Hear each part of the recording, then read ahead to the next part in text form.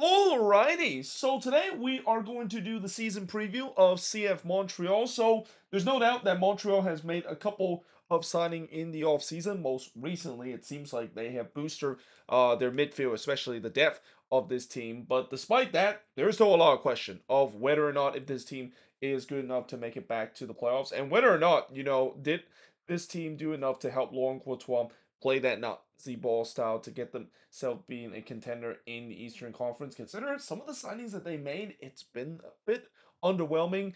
And then the other big thing that is still a big problem with this team heading into this upcoming season, they do not have a lot of depth whatsoever in the defensive end or any quality whatsoever in the defensive end, which was a huge problem last season for this Montreal side. But that being said, last season they did finish 8th with an 11, 10, and 13 record and finished with 43 points. And for once, they actually made it into the playoffs. Although, again, depending on if you count making into the playing round as playoffs, that's up to you. But unfortunately, they did lose to Atlanta United in the playing round as well. They lost to them in the PK shootout as well. And we'll never know whether or not if Montreal did beat Atlanta, they do face against Atlanta United or not Atlanta, I'm sorry, but against Inter Miami, that is whether or not if they are going to have the same success as Atlanta did, beating Inter Miami in that shocking upset in the first round. But yeah, it's kind of a bit of a disappointing end for Montreal, a team that for once they actually did well enough to make it into the playing round, but not enough to make it into the first round of the playoffs. Now, that being said, their last playoff appearance was 2024, and their last playoff series win was back in 2022, of course, when Wilfred Nancy took over this team a couple of years ago. This team not only finished second in the league, which was by far the best season that this team has had in their franchise history, but they also won a playoff series game in in that year as well. But to this day, that is actually still not the furthest that they've gone in terms of the playoffs. We still remember back in 2016 when they made it all the way to the Eastern Conference Final, only to stumble in what could go down as the greatest Eastern Conference Final matchup we have ever seen between them and Toronto FC, and probably the greatest two-leg affair we have ever seen in MLS history. But that being said, looking at the head coach of this team, we got Laurent Courtois taking over this team in his second season, and then their new sporting director, or it's not really called sporting director, but they're just basically making this guy as the guy that makes the decision in terms of the signing. So I guess you can say that he is a sporting director. It's Corey Ray as the sporting director. He took over from Olivier Renier, which, yeah, that was a bit of a controversial firing that they had in the middle of the season. That was a big problem with this Montreal team, where as good as some of the on-field product was, it was an absolute mess when it comes to the off-field issue. And then there's a lot of shakeup in terms of the front office for mostly worse rather than for the better of this team. But he's been there since 2024, and he's been there right after in the midst of that front office shakeup that they didn't really necessarily need to make last off season. But looking at the signings that they made this off season, again, they made a good fair amount of signing. First signing Fabian Herbert off of free agency and bringing the longtime Chicago Fireman to Montreal. They also signed their super draft player Michael Edekun to their team. Something tells me he could get some minutes, considering he did really well in college soccer, even winning the best college soccer player of the year last season as well. And then the one of their bigger trade that they made this off season is getting Jalen Neal from the Galaxy. So again, I talked about the concern about the defense with this team. I still do have concern when it comes to the depth. They don't really have a lot of depth on their defensive end. In fact, they only have like four center backs on this team, which that doesn't seem like it's enough throughout the season. But getting Jalen Neal, that's definitely big as well, especially for Jalen Neal himself. You just kind of had a feeling that he wasn't going to get as much minutes with the Galaxy, knowing that he's kind of dropped down the pecking order ever since Garces took over his job in that role, and knowing that he's a guy that needs to get some more minutes to continue to develop what would be a very promising young career that he has. I think going Montreal will be that Cup to do so. They're definitely going to give him some minutes. And then another big trade that they made was getting Giacomo Veroni from the New England Revolution. Now this was kind of more of New England decided to finally dump the salary of Veroni and also even open up a DP spot as well. It's also interesting to see whether or not if this is indeed a DP signing. On the Montreal website, they label him as a designated player, but according to his contract, there could be a case where he might actually not be a DP player, and Montreal could once get in a situation where they have all their DP spot open. It seems like this team loves to have all their DP spot open. There's been years where they don't really spend on designated players. Somebody got to remind Joey Saputo that yeah, you can sign designated player in MLS. It's okay to spend money to get some players. Although again, I think that's kind of the frustration between this Montreal fan base of how Joey Saputo, alongside with John Fisher, probably the most hated owner right now in the league, and probably the among the most cheapest owner in this league as well. Then they also got Prince Owusu off of a free transfer. Then some of their most recent signing was bringing these two midfielder that mostly could be for depth reason. You got Victor Latore transfer from Ross County and Hennedy Sinchuk transfer from Medelis Kharkiv from the Ukrainian league. Now, looking at players that is no longer on this team, so there are a fair amount of players that has their option declined. First of all, starting with Gabriel Corbo and Grayson Dottie has their option declined. They also declined the option of Raheem Edwards as well. He's now with the New York Red Bulls. They also declined the option of Elias Elias.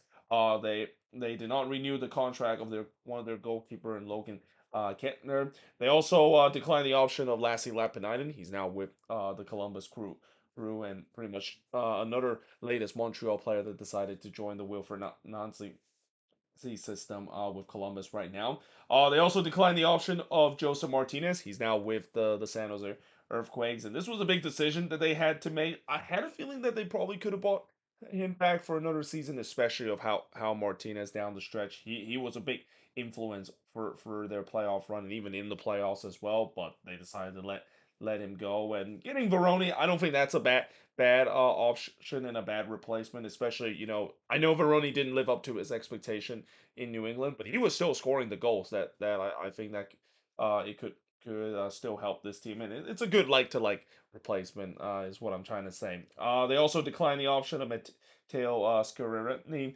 They also decided not to renew the loan of Joaquin Sosa.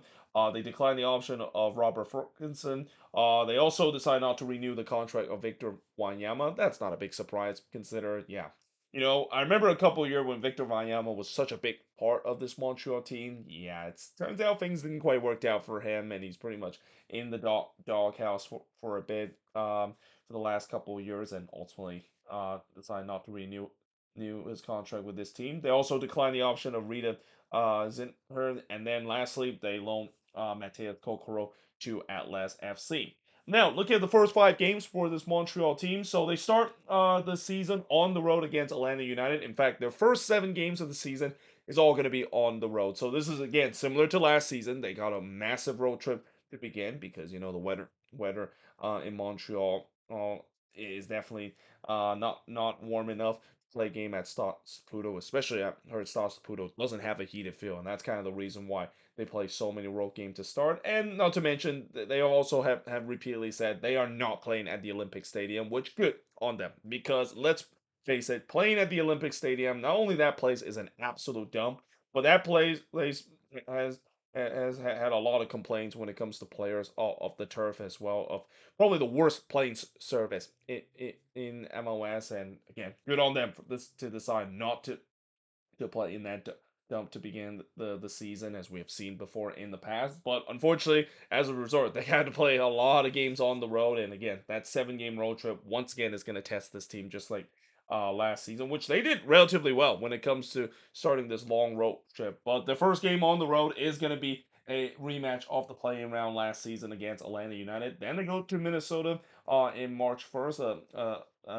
A game that they'll probably be very suitable considering they're playing against another Northern team, and that's kind of a Caitlin Clark derby, that is. Then they go on the road to play against Vancouver before going on the road to play against DC, and then they go on the road to play against Nashville SC. So, the schedule does get maybe a little bit easier after the first two games. I think they when you look at the remaining part of the schedule, there could be a chance that they could survive the first 7 game of the season, still relatively in a good position around the playoff line. Now, looking at their last 5 games, they have a home game against St. Louis City on September 13th. In fact, that's going to be the first ever meeting between them and St. Louis. Then they got the Red Bulls on the 20th before going on the road to play against Charlotte FC. Then they play their final home game against Nashville SC, and then on the decision day game, they're going to be playing on the road against FC Cincinnati. So yeah, not a place that you want to have maybe your playoff aspiration come down to line. I mean, if there's one thing we know about this Montreal team, at least when it comes to their trend and also just the narrative of this team always tends to wait until the very last day, or at least close to the last day, to decide if they make it to the playoffs or not. And go on the road against Cincinnati. Yeah, that's definitely not like I said, not a place I would think Laurent Courtouis and his team wants to decide whether or not they can make it to the playoffs or not. Now, looking at the strength of this team, it's got to be the attack. The attack is definitely very good right now. Ideally, I was thinking maybe they would look for another playmaker out there. I mean, I know Caden Clark did really well last season when he came to Montreal. Again, thank you Minnesota for that. But at the same time, I thought that they would probably get another decent playmaker out there. But despite that, this attack is definitely really good, very underrated as well. People don't talk about how this attack can definitely get clicking when things are going well, especially what we saw last season. And again, adding the likes of Giacomo Veroni, I think the dynamism between him and Clark could be a very underrated dynamism. And also, let's not forget about Bryce Duke as well, who I think he's going to have a bounce back year. I mean, last season was a bit of a rough year for him. He didn't have as the same impact as he did when he came to Montreal just a year after last season, but I think he's going to have a bounce back year. And again, the strength for this team is definitely going to be on the attacking end, and as it should be with the way that Laurent Courtois system, and with the Nancyball system, it always focus mostly on the attack. And I do think that when it comes to the attacking end, I think Laurent Courtois might have enough to play this Nancyball style.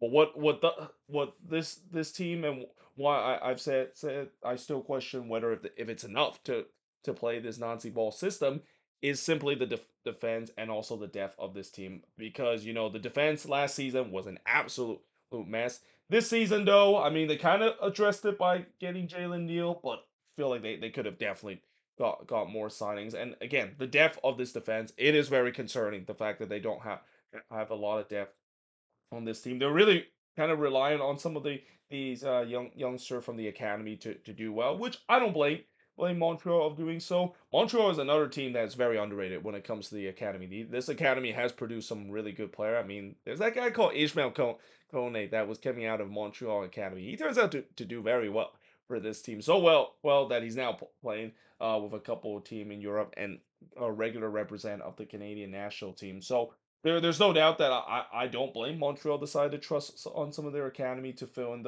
those role as well. But again, there's a lot of question whether if it would work out as well. And again, also the depth itself. There's still a lot of question whether if it's good enough.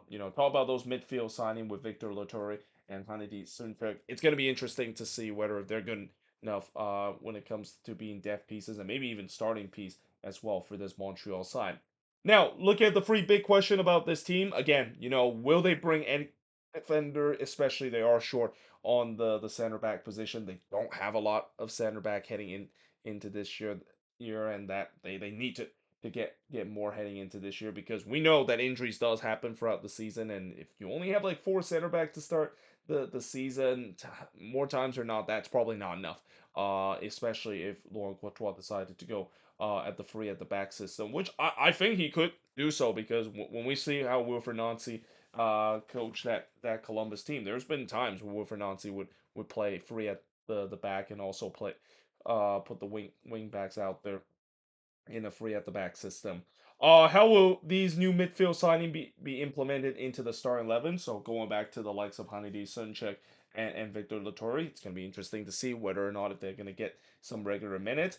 And then I think the last thing that is a big question is what exactly is the best starting 11 for this team? And while I kind of have a good feeling what the attack is going to be for this Montreal side, especially in the front three. I think it's going to be Veroni, Duke, and also Clark. The rest of this team, there's a lot of question mark of how this team is going to look like. I mean, I think besides those front three and also the goalkeeper, I expect Jonathan C. Wass is going to continue to be the regular starting goalkeeper. I thought last season, C. Wass, I didn't think he looked that bad as a first year goalkeeper. Yes, he has had his rough moments, but you got to remember he's still a very young goalkeeper, and usually when you have a young goalkeeper like that, they're gonna make mistake, and it's all about whether you can develop him to be decently and take a step up, and I do see the chance that he could do so, but it's also about whether or not if he has a good defense and midfield, which again that's where the question I have with what is the best starting 11 with this team, because after the attack and also the goalkeeping position, there could be a lot of jostling for position for this Laurent Courtouis side, and he's gonna have to continue to figure that out of what exactly is he gonna be thinking about this being the best starting 11 and a team that could regularly do well in games and also win games throughout a very tough season that they're about to endure, facing against a lot of good team in the Eastern Conference.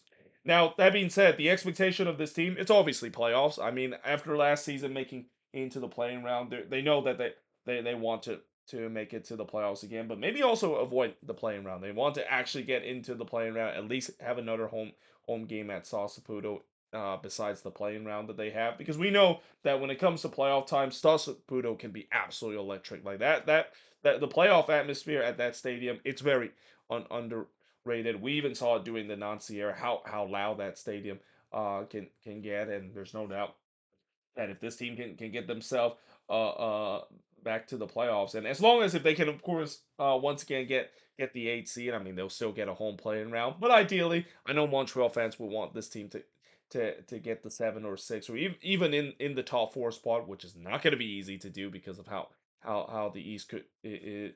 There's a lot of really good team in the East heading into this season, but if Laurent Courtois can figure this out and he can finally implement the Nancyball that this team was envisioned to do when they decided to hire Laurent Courtois in the first place, then there could be a chance that they could climb high and get themselves home field playoff advantage. But the other thing is that they're gonna want to also continue to produce good young talent. Again, this is a team that has a very underrated academy. Not a lot of people talk about how good this academy is, producing some really good talent, not only in MLS but also for the Canadian national team as well. But yeah, either way, hope you guys enjoyed this video. If you do, make sure you like, smash the subscribe button. As always, let me know in the comments below if you're a Montreal fan. What do you think is the strength, the weakness, the free big question, and the expectation is for this team heading into this season? But till then, hope you guys enjoyed this video, and I will see you guys next time.